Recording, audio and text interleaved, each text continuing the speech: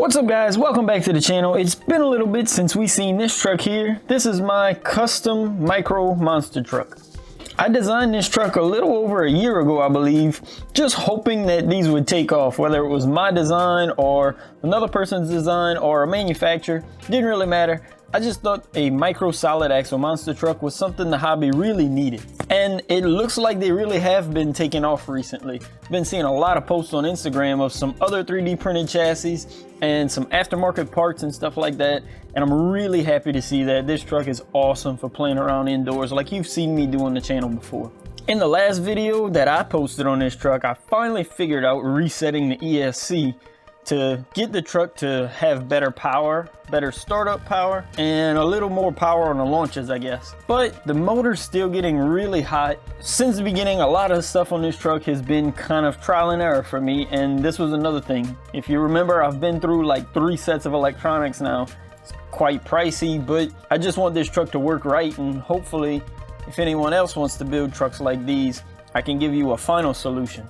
I mentioned all of the aftermarket parts that are being made for these trucks, and I've been watching really closely at the electronics and different chassis people were using.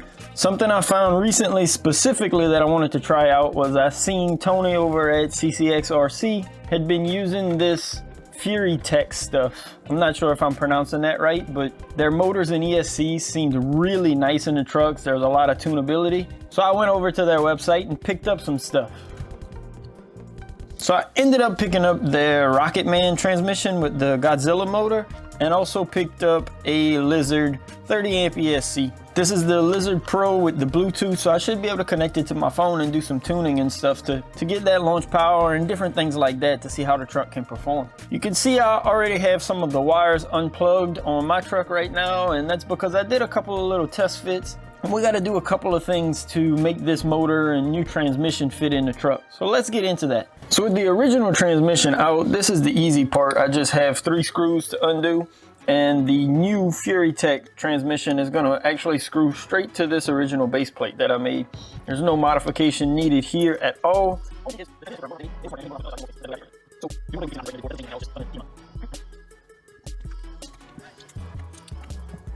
What's really nice is this new transmission case is made out of aluminum, obviously, so these holes are threaded, so I'm not stripping out any plastic. And now we just got to transfer over the drive shafts. Really simple. These are the same size, so no need to make sure one goes one way or the other.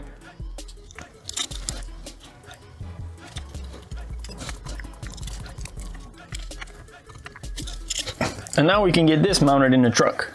There is one more quick thing I want to do though. The motor wires are on the bottom of the motor in the orientation that it came, and I don't think it'll be in the way of the links, but I don't want it to be, so I'm just going to spin this around and make those motor wires come out on top.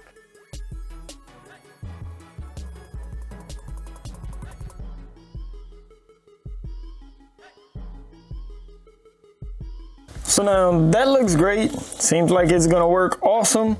The only thing is, if we go to put our electronics tray in, it won't really fit like it should. I'll get you in closer here. You can kind of see that the electronics tray is sitting directly on top of the motor, and it's not gonna work that great. This is why I test fit already, that way I could come up with a solution for this. So I 3D printed another electronics tray already. I need to go back and modify the file to clear the motor a little more. But after that, I'll be putting these files up with the 3D printing files on Cults 3D. For anyone who's interested in building one of these trucks yourselves, if you have bought the files already, I'll include just the file of this electronics tray as well for free, no charge, just in case anyone wants to try out this Furitek electronic stuff as well. And again, a very big thank you to everyone who has supported me throughout this truck so far. Let's get this electronics tray in, and then we can throw the ESC in.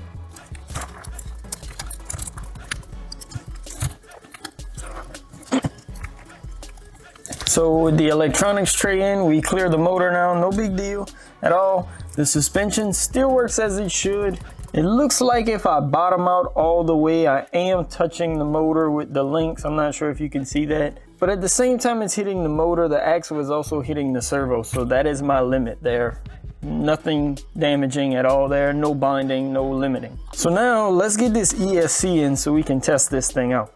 First things first, this ESC is gonna work a whole lot better because it's so tiny, it's gonna fit in the truck perfectly. I mean, look at the old ESC compared to the new one with the Bluetooth module on it. Before I can install it, I do wanna go ahead and install my battery connectors on it first. I'm still gonna run these same lipos that I had before, these 2S lipos, so I want to go ahead and put the XT30 connectors on it. I'm going to take these off and throw them on here. So I got everything all wired up nice and neat now. I went ahead and did one of the things I probably hate the most, and it's mainly just because I'm too lazy and cheap to buy the tools to do it correctly, but I shortened up my servo leads, replaced those connectors on the end after I cut the wire shorter, and zip tied everything up, cleaned it up all nicely. And now we're ready to test this thing out. I got the Furitek app downloaded on my phone in case we need to make any changes with the Bluetooth adapter. Because we have so much space back here now with such a small ESC, I didn't want the batteries jumping around, so put a little bitty piece of Velcro on them, and they should be easy enough to just slide in now and press into place. And shouldn't really go anywhere. We'll still be able to plug it up pretty simply as well, just like this, and hopefully those leads will sit underneath the body and we'll be good to go. Only kind of iffy thing, I guess, is the power switch is in a kind of tricky location. I'll have to use a set of tweezers to turn it on and off, but not too bad. You can see it's on now, and then I can just pull it to flick it off just as easy. So let's see what this thing's got.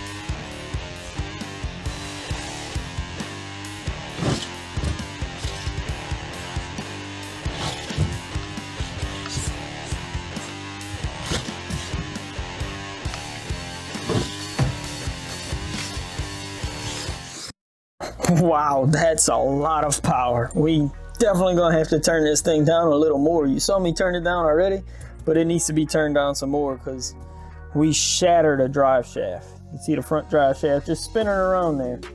This Furitek system is awesome. I mean, you've seen the amount of power. The forward and reverse is great for stunts. I had the truck turned down a good bit and it still flies. It'll pull the front wheels off the ground basically by itself. I don't feel like I need to do much talking here because I feel like the performance speaks for itself. So I'll leave a link down below to the files for my design on the monster truck with this new electronics tray. And I'll also leave a link to the file just for the electronics tray if you already bought the files for my monster truck. I'm gonna get that drive shaft changed out and we'll be able to do some more running with this thing. I think it's gonna be a whole lot of fun with this new power. I hope you enjoyed the video. Make sure to leave a like if you did. Subscribe to the channel if you want to see more micro monster truck action here. And as always, thanks again for watching. Peace.